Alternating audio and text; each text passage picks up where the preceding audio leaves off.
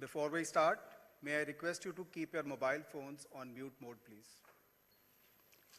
I welcome you all to the press conference of the Election Commission of India as we gather here for the announcement of poll dates for the general elections to the legislative assemblies of Assam, Kerala, Puducherry, Tamil Nadu, and West Bengal. We have amongst us the Honorable Chief Election Commissioner, Shri Gyanesh Kumar Sir, Honorable Election Commissioner, Dr. Sukhbir Singh Sandhu Sir, Honorable Election Commissioner, Dr. Vivek Joshi Sir, Senior DECs, Shri Manish Garg, Shri Gyanesh Bharti, Dr. Pavan Kumar Sharma, DEC, Shri Bhanu Prakash Yaturu, and DG-IT, Dr. Seema Khanna.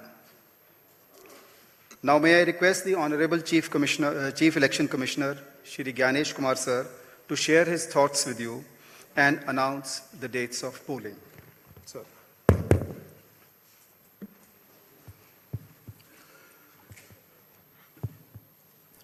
My dear electors of Assam, Kerala, Puducherry, Tamil Nadu, and West Bengal, during the past few days, the Commission visited all the poll-bound states for reviewing the preparedness for the ensuing assembly elections. During these visits, the Commission met all the recognized political parties and received their suggestions. The Commission also met the district electoral officers, the SPs, the IGs, the DIGs, and nodal officers of all the enforcement agencies. The Commission also had meetings with the chief electoral officers, chief secretaries and DGPs of the respective states and union territories. The Commission also facilitated the BLOs for doing an excellent work for the SIR. The Commission also interacted with the young and first-time voters and also our sweep icons who are engaged in voter awareness activities. As all of you are aware, these 5 states and UTs represent distinct geographical and cultural landscapes of India. These elections represent not only a democratic exercise, but also the cultural richness of India and truly reflect the unity and diversity of our nation. Pure electoral rolls are the bedrock of any democracy. With this objective, the special intensive revision is being conducted as per Article 326 of the Constitution to ensure that no eligible elector is left out, while no ineligible person is included in the electoral rolls. I congratulate all the booth level officers, assistant electoral registration officers, district election officers, and all election officials who were involved in this work for ensuring its smooth conduct and completion. It has been a massive democratic exercise. Around 17.4 crore electors are going to participate in these elections, an exercise of continental scale and proportionality. To give you a feel of numbers, 17.4 crore electors roughly also comprise the continent of Australia, France, South Africa, Germany, and Canada. We will also see our guests from more than 20 countries from their electoral commissions who will be visiting these elections for witnessing the festive celebrations, the transparent and efficient celebrations of elections in India. The Commission, along with lakhs of election officials and security personnel, is committed for ensuring free, fair, transparent, accessible, and peaceful elections. Election Commission of India is also prepared to welcome each and every voter to their polling stations and provide them with a pleasant and comfortable voting experience. I would also like to make a special appeal to our youth and the first-time voters. My dear friends, you are about to step into one of the most important responsibilities of your life, exercising your democratic right, the right to vote. I urge you to participate enthusiastically in this great democratic exercise and cast your vote with pride, responsibility, and confidence. Your vote is your choice in shaping the future of your state and the nation. Elections in India are the festival of democracy. Chunav ka parv, hum sab ka garv. This festival of democracy belongs to every citizen, every elector of India. Before announcing the schedule of elections, I would like to present before you a brief PPT which will entail the details of these coming elections. The festival of elections, our pride, is going to be held in the state of Assam, Kerala, Tamil Nadu, West Bengal, and the Union Territory of Puducherry. The total electors are 17.4 crores, and the assembly constituencies are 824.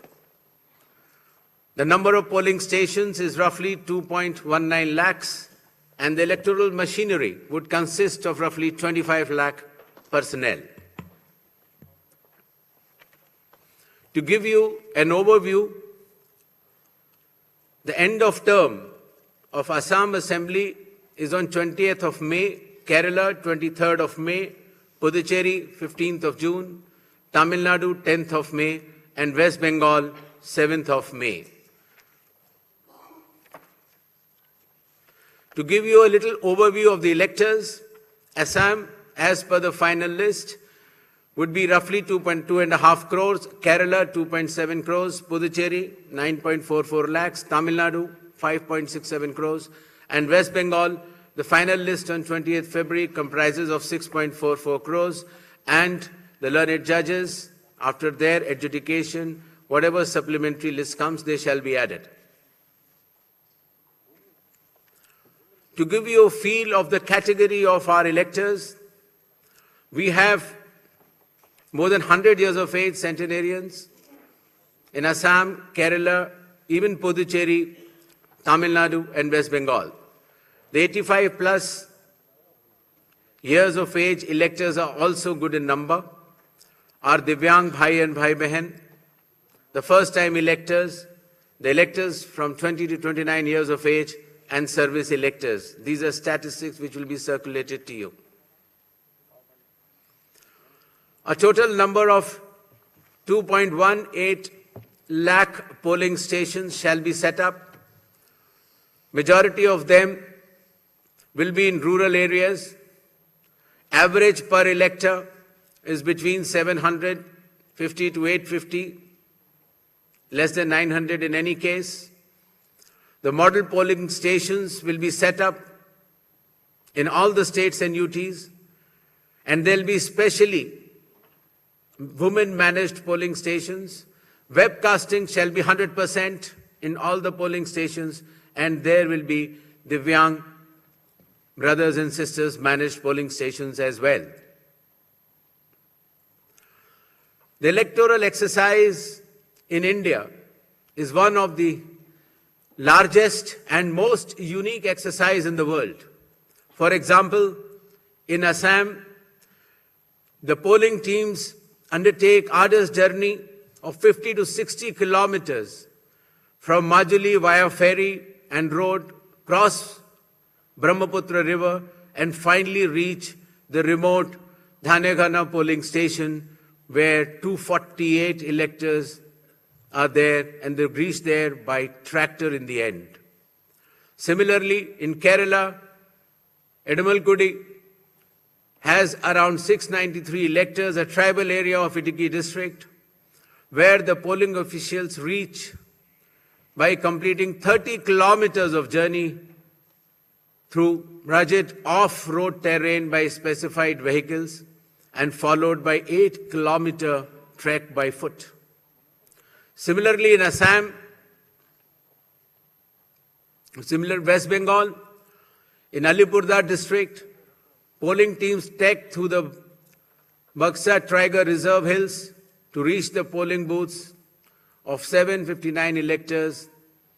And similarly, in Tamil Nadu, Varusanath Hills, in Theni district, polling officers traveled 3 hours across difficult terrain to reach 5 electors. Puducherry also, in its Chidambaram Pillai schools, once a French colony, was designated model polling stations, which has 2 polling stations of 722 and 651 electors.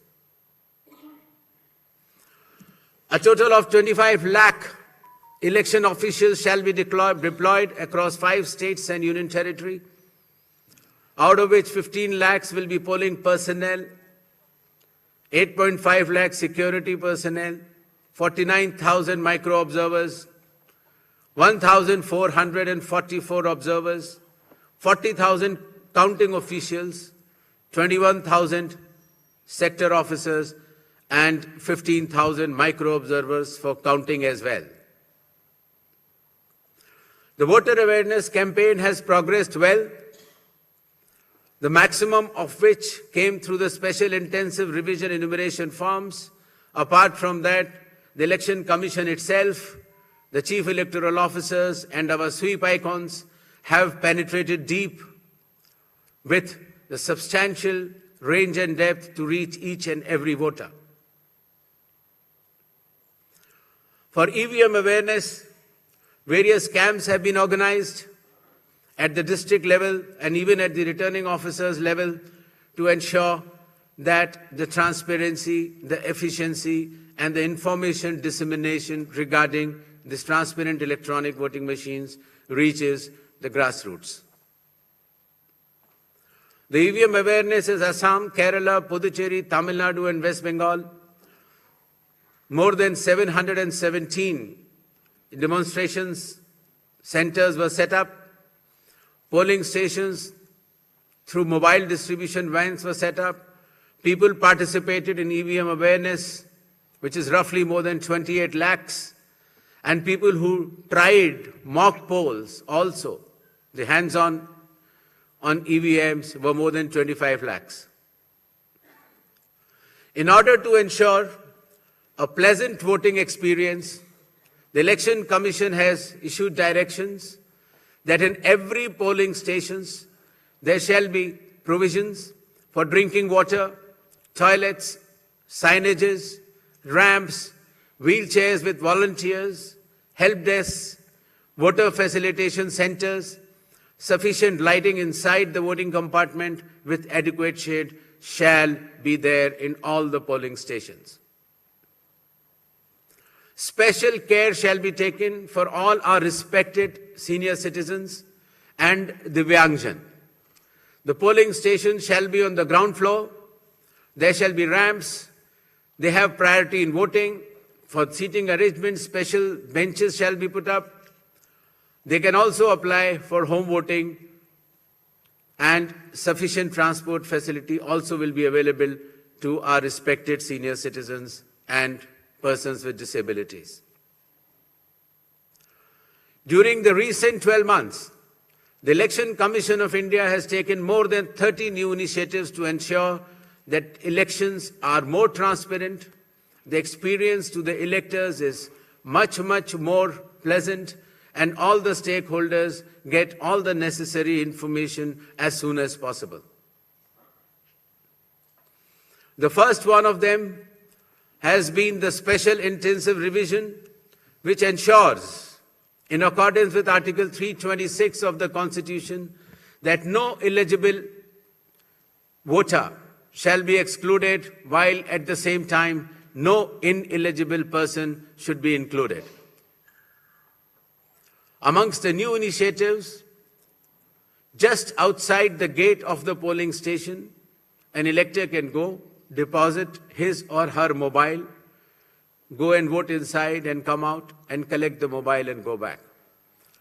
In order to identify the candidate to whom the elector wants to select, there shall be colored photograph of all the candidates on the EVMs. In order to ensure that there are no long queues, not more than 1,200 electors shall be there in any polling station. The candidate booths can be set up just outside 100 meters of the polling station, and the voter information slip will have a clear number mentioning the voter's polling station, its number, and his part and serial number. Amongst the other new initiatives, one major initiative has been that all the applications of Election Commission of India now are under one app which is applicable on mobile, available on mobile, and it is called as ECI Net. All the necessary information across all the stakeholders is available, whether it is your EPIC card, whether it is your polling station, whether it is about the candidate, whether it is about the affidavits of the candidate, whether it is about the progress of polling which is taking place, or whether it is about counting. There shall be 100% webcasting to ensure transparency in each and every polling station. The presiding officers of every polling station shall input the number of votes cast after every 2 hours to ensure that voting percentages which are being relayed through the media to the public at large is by and large accurate. And at end of the poll, whatever the figures are there in 17C, accordingly the percentage is also displayed without any further delay. All the booth level officers have been given identity cards so that our electors and the households can identify them easily. And since our electoral staff has been working very hard, their remunerations were also increased. ECI Net, as I mentioned, will be containing all the 40 different applications integrated in a seamless manner.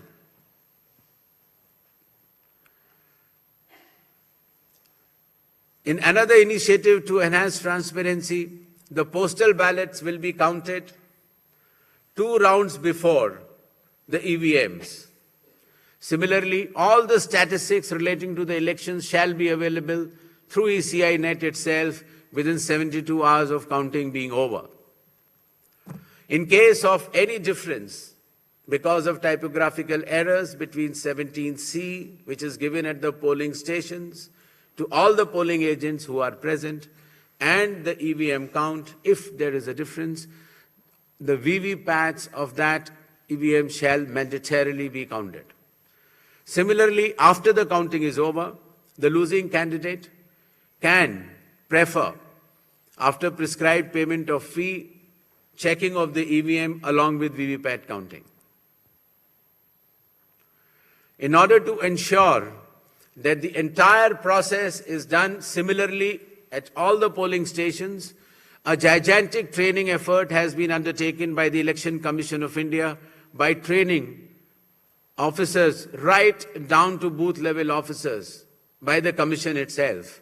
The booth level agents were also trained, of course, the police officers, the DEOs, the communication officers, and this capacity building exercise had been piloted by India International Institute for Democracy and Election Management, IIIDM, which is run by the Election Commission of India.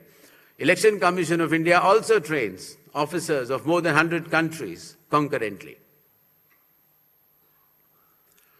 In order to have a substantial dialogue and engagement with the stakeholders, the Commission adopted a consultative and collaborative approach by which More than 4,700 all-party meetings were held by all the returning officers, DEOs and CEOs of this country. Similarly, the Election Commission of India also invited all the national and state-level political parties to have such meetings, and more than 28 such meetings have already taken place. There has been national conference with legal councils and interactions with field-level beneficiaries, that is booth-level officers, EROs, DEOs, during the state visits. There have been other host of new initiatives which have been mentioned here, totaling to number 30. These slides will be there, and the Commission has been extremely proactive, transparent, efficient and consultative in its approach to ensure that the experience of election is much, much more pleasant to our prime stakeholder, that is the elector. Considering that India has been the mother of democracies and the largest of them all, with the most transparent elections taking place, the international idea is now currently being chaired by India. We also held an international conference with more than 70 countries. Next. Where the chief electoral officers from those countries has participated recently. Commission had review visits to all these 5 states/UT and met all the officers, as I had mentioned earlier, including our foot soldiers, that is our booth level officers. Clear directions have been issued to all the enforcement agencies, nearly 24 of them, that elections in these states and UT shall be inducement-free and violence-free. Directions have been issued to the collectors and the SPs that they have to act with complete impartiality and enforce the rule of law. The observers which will be visiting the states, their details should be made public, and any fake news on social media should be strictly monitored and necessary action taken.